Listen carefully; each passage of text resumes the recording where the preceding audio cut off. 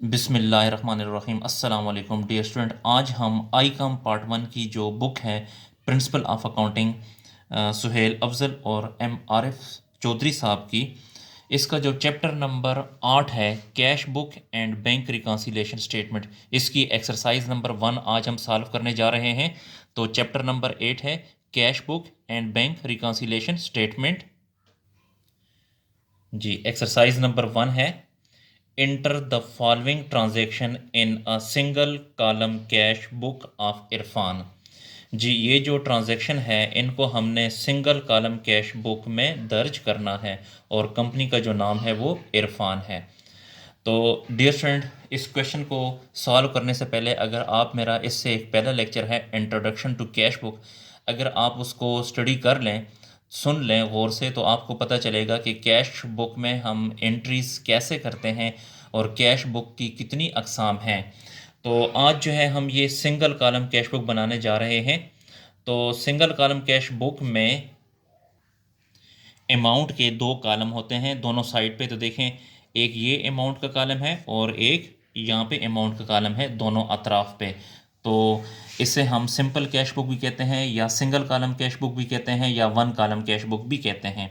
जी, तो ऊपर सबसे ऊपर आपने इरफान का नाम लिखना है और हम कैश बुक बना रहे हैं। यहाँ पे अगर डेट आपको गिवन हो तो फॉर द मंथ ऑफ, अगर डेट गिवन हो तो यहाँ पे आपने डेट भी लिखनी है। और पहला कॉलम डेट का होगा, यहाँ पे डिस्क्रिप्शन लिखेंगे और यहाँ पे पोस्ट रेफरेंस भी लिख सकते हैं या एल एफ भी लिख सकते हैं और यहाँ पे अमाउंट। इसी तरह फिर दोबारा यहाँ पे डेट, डिस्क्रिप्शन, एल एफ और अमाउंट। जी, तो इस कैश बुक में एक बात याद रखिएगा कि इस साइड को इसे डेबिट साइड भी कहते हैं, इसे रसीट साइड भी कहते हैं और इसे इनकम साइड भी कहते हैं। और ये जो है इसे क्रेडिट साइड भी कहते हैं, पेमेंट साइड भी कहते हैं और एक्सपेंस साइड भी कहते हैं। इन शॉर्ट ये है कि जब भी कैश हमारे पास आएगा तो आपने इसको इस साइड पे लिखना है, अगर कैश हमसे जाएगा तो आपने इसको इस साइड पे लिखना है। तो एक्सरसाइज की तरफ बढ़ते हैं। ए को कैश इन हैंड 25,000। जी, हमारे पास जो कैश मौजूद है वो 25,000 है, यानी कैश का बैलेंस हमारे पास 25,000 रुपया पड़ा हुआ है। जी, तो याद रखिएगा जो कैश इन हैंड होता है वो हम इस डेबिट साइड पे लिखते होते हैं। तो यहाँ पे ए ट्रांजैक्शन लिखें, यानी डेट में लिखें ए, और यहाँ पे कैश इन हैंड भी लिख सकते हैं या फिर बैलेंस भी लिख सकते हैं, जो आपकी मर्जी। बैलेंस जो है हमारे पास वो पड़ा है 25,000, तो यहाँ पे लिखेंगे अमाउंट के कॉलम में 25,000। जी, नेक्स्ट ट्रांजैक्शन है बी को परचेज्ड गुड्स फॉर कैश। हमने गुड्स खरीदी हैं नकद, कैश का मतलब होता है नकद गुड्स खरीदी हैं। जी, दोबारा मैं एंट्री पढ़ता हूँ, परचेज गुड्स फॉर कैश, हमने परचेज किए हैं गुड्स नकद। तो देखें, जब हमने परचेजेस की हैं, जिस बंदे से हमने अशिया ख़रीदी हैं उसको हमने पेमेंट की है, हमने उसे कैश दिया है, यानी कैश हमसे गया है। जब भी हम किसी को पेमेंट करेंगे या कैश जाएगा तो आपने इस साइड पे लिखना है। तो बी ट्रांजैक्शन को हमने परचेजेस की है तो यहाँ पे लिखें परचेजेस, अकाउंट भी लिख सकते हैं। हमने परचेजेस की है 2000 की, तो अमाउंट के कॉलम में लिखेंगे 2000। जी, मैं आपको दोबारा बता रहा हूँ डियर स्टूडेंट, जब भी कैश हमारे पास आएगा तो इस डेबिट साइड पे लिखेंगे, अगर कैश जाएगा तो क्रेडिट साइड पे लिखेंगे। नेक्स्ट ट्रांजैक्शन है सी को परचेज्ड अ typewriter.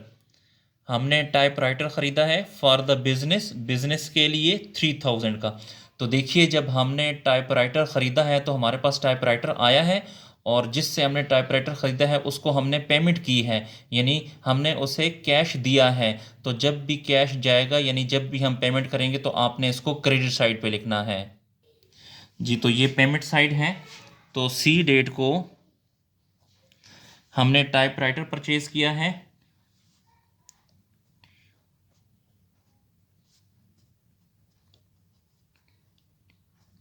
Typewriter account, typewriter purchase किया 3000 का, तो अमाउंट के कॉलम में लिखेंगे 3000। नेक्स्ट ट्रांजैक्शन है डी को sold goods to Wasim. Wasim पे सेल की है 1200 की और उसमें 10% ट्रेड डिस्काउंट है एंड कैश रिसीव्ड। देखें, जब हमने वसीम पे सेल की है तो जब भी हम सेल करते हैं तो हम चीज़ों को सेल करते हैं तो उसके बदले कैश हमारे पास आता है, यानी कैश रिसीव्ड हुआ है। तो जब भी कैश हमारे पास आएगा तो आपने इसको डेबिट साइड पे लिखना है। और अमाउंट जो है 1200 में से 10% जितनी भी आएगी वो लेस करेंगे तो वो वाली अमाउंट आपने लिखनी है। तो जब भी, मैं दोबारा बता देता हूँ कि जब भी हम सेल करते हैं तो कैश हमारे पास आएगा, जब कैश आएगा तो इस डेबिट साइड पे लिखना है। यहाँ पे डी डेट को हमने सेल किया है तो यहाँ पे लिखें सेल अकाउंट। जी, इसके अलावा मैं थोड़ा सा आपको कैलकुलेशन बता दूं। देखें, हमने जो सेल की है वो 1200 की सेल की है, 1200 की, और इसका डिस्काउंट जो है वो 10% है। तो 10/100, ये दो सिफर इससे कट जाएंगे तो 12 को 10 से ज़रब देंगे तो 120 आएगा। तो आपने क्या करना है, 1200 की सेल की थी उसमें से 120 रुपये डिस्काउंट को माइनस करें तो बाकी हमारे पास अमाउंट रह जाएगी 10 और 80। तो इसका मतलब ये है कि हमने जो सेल की है उसमें से डिस्काउंट की अमाउंट निकाल के बाकी सेल हमने की है 1080 रुपये। तो यहाँ पे लिखेंगे 1080। जी, उसके बाद ई को पेड टू मिस्टर रिहान, हमने मिस्टर रिहान को पेमेंट की है 750, तो हमने पेमेंट की है तो इसको क्रेडिट साइड पे लिखेंगे। मैं दोबारा ट्रांजैक्शन पढ़ देता हूँ। Paid to Mr Rihan 750, Mr Rihan को 750 हमने पे कर दिया तो कैश हमसे चला गया, यानी हमने पेमेंट की है। जब भी कैश जाएगा तो आपने इस साइड पे लिखना है। तो डेट है ई, यानी ट्रांजैक्शन नंबर ई है, और हमने जो पेमेंट की है मिस्टर रिहान को तो यहाँ पे लिखेंगे मिस्टर रेहान अकाउंट। जी, रेहान को जो हमने पेमेंट की है वो 750 है तो यहाँ पे लिखेंगे 750। जी, नेक्स्ट ट्रांजैक्शन है एफ को कैश सेल। कैश सेल का मतलब ये है कि हमने नकद सेल की है। तो देखें, जब हम सेल करते हैं तो कैश हमारे पास आता है तो इसको डेबिट साइड पे लिखेंगे। जी, तो ट्रांजैक्शन नंबर है एफ, यहाँ पे लिखें एफ, हमने सेल की है। जब भी हम सेल करते हैं तो कैश हमारे पास आएगा, जब भी कैश आएगा तो आपने इस साइड पे लिखना है। तो कैश हमारे पास आया है 500, तो यहाँ पे लिखेंगे अमाउंट के कॉलम में 500। जी, नेक्स्ट ट्रांजैक्शन है जी तारीख को received from Ahmed and company. Ahmed and company से अमाउंट रिसीव्ड हुई है 1350। तो देखें, ये अमाउंट रिसीव्ड हुई है इसलिए इसको डेबिट साइड पे लिखेंगे। तो डेट लिखें जी। जी, मैंने आपको पहले बताया था जब भी कैश रिसीव होगी तो आपने इस साइड पे लिखना है, अगर पेमेंट करेंगे तो इस साइड पे। तो received from Ahmed and company, यहाँ पे लिखेंगे अहमद एंड कंपनी अकाउंट। जी, कैश रिसीव हुई है 1350। नेक्स्ट ट्रांजैक्शन है एच डेट को परचेज स्टेशनरी। हमने स्टेशनरी परचेज की है फॉर कैश, कैश पे यानी नकद स्टेशनरी परचेज की है 800 की। तो देखिए, जब भी हम स्टेशनरी परचेज करते हैं तो स्टेशनरी के बदले हम पेमेंट करते हैं, तो जब भी हम पेमेंट करेंगे तो कैश बुक के क्रेडिट साइड पे लिखेंगे, यानी पेमेंट साइड पे लिखेंगे। तो ये पेमेंट साइड है तो यहाँ पे लिखें एच। स्टेशनरी परचेज की है तो यहाँ पे लिखें स्टेशनरी, स्टेशनरी अकाउंट। हमने स्टेशनरी परचेज की है 800 की तो यहाँ पे लिखेंगे अमाउंट के कॉलम में 800। नेक्स्ट डेट को, आई डेट को received from Zaheer and company. Zaheer and company से अमाउंट रिसीव्ड हुई है 2400। तो देखें, अमाउंट रिसीव्ड हुई है तो इसको डेबिट साइड पे यानी रसीद साइड पे इस ट्रांजैक्शन को लिखेंगे। तो ये जो है इसे डेबिट साइड भी कहते हैं, इसे रसीद साइड भी कहते हैं। तो चूंकि अमाउंट रिसीव्ड हुई है इस साइड पे लिखना है।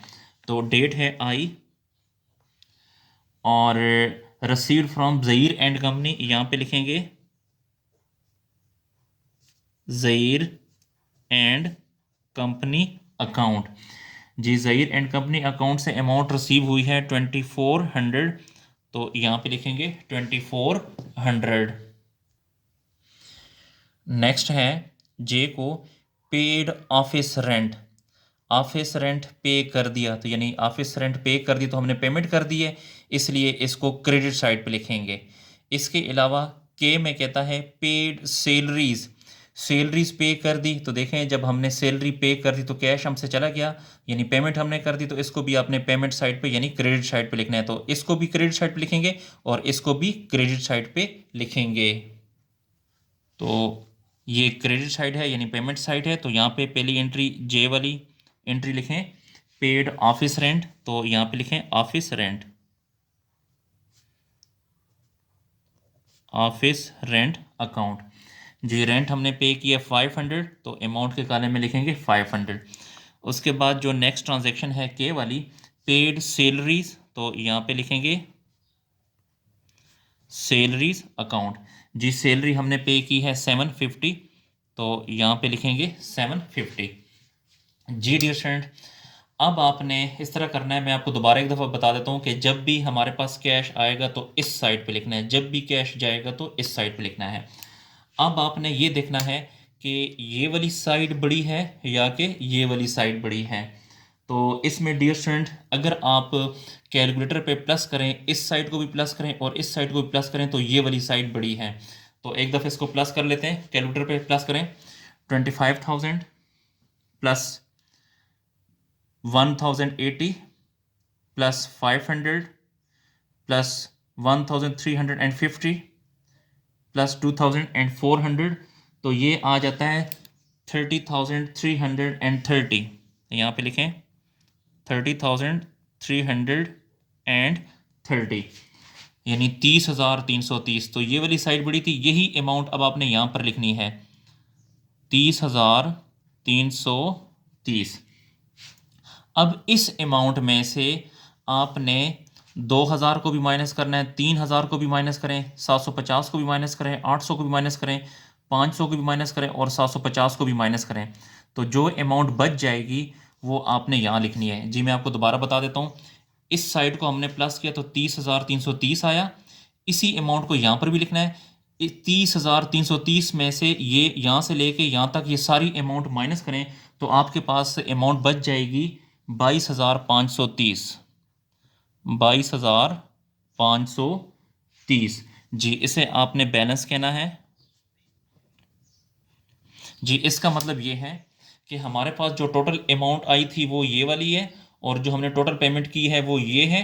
तो अब हमारे पास जो कैश इन हैंड है यानी हमारे पास जो अमाउंट बच गई है वो 22,530 है। जी डियर स्टूडेंट क्वेश्चन को नोट कर लें। डियर स्टूडेंट अगर आपको मेरी वीडियो पसंद आ रही हैं तो मेरे चैनल को लाजमी सब्सक्राइब करें और लाइक करें और इन वीडियोस को कोशिश करें कि अपने दोस्तों के साथ भी शेयर करें ताकि उन्हें भी फ़ायदा हो सके। जी शुक्रिया, अल्लाह हाफिज़।